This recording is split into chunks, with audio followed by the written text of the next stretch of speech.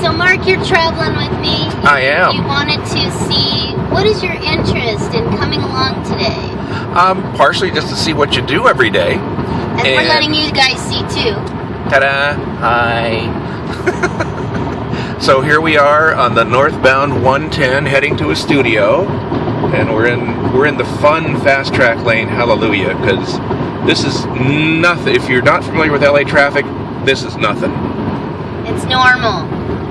It's normal, and it's noon on a Tuesday. Yeah, it's not Friday at 5 p.m. where it's gridlock. Oh, God. So a big part of working in LA that people... One of the main reason to live in LA is because you can go to work at studios because there's a lot of studio work, especially if you do animation like I do. However, you may be trading your very calm, peaceful lifestyle wherever you live now to driving at least an hour to wherever you have to go. Yeah. So that's very typical of living in Los Angeles and working here. So I do a lot of work in the studio at home, but any kind of cartoons, mainly cartoons, and of course movies, we have to go to the studio. And this studio today is a small studio that the guy just built. He's hoping to create a community. Maybe we'll interview him downtown where people can go and record. It's not a normal place where you would go for it. Most of the studios are in North Hollywood, and Burbank, Culver City, and this is downtown LA. Downtown, the abnormal studio of the day. So, like you mentioned, this was off of a referral, and you guys met, and they hired you to do work. Do you find a lot of work through referral, or do you also still audition every day? I audition every day, but a lot of the auditions come from referrals. For instance, I just thankfully booked a second season of a cartoon on Netflix. It originates from Mexico, but they record it in English first. So, Daniel Ross, the new alternative voice of Donald Duck, a friend of mine, who I met because I helped one of the actresses who's working on Shaboom.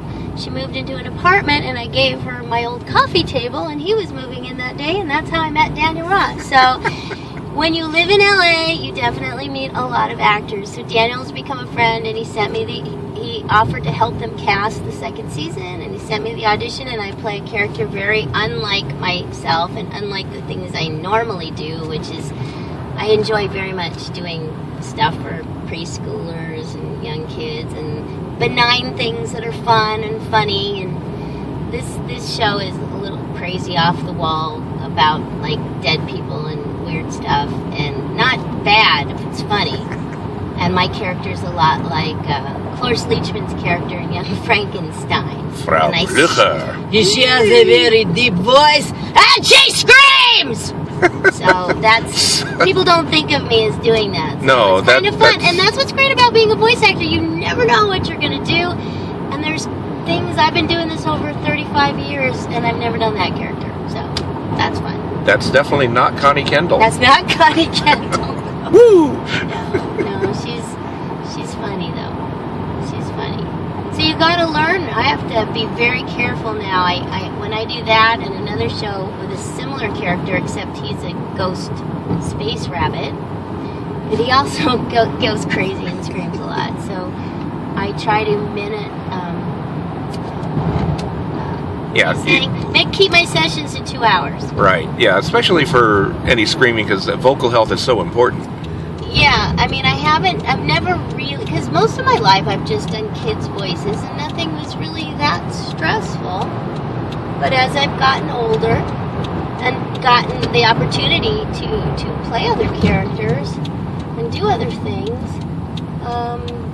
it does put a strain on your voice. And unlike my husband, the singer, who has lots of vocal warm-ups, I just do this mainly. La la la la la la la la la. And minimal stuff like that. But anyways, but I have learned to breathe, and that's really important. So when I do those screaming characters, I make sure they come from down deep.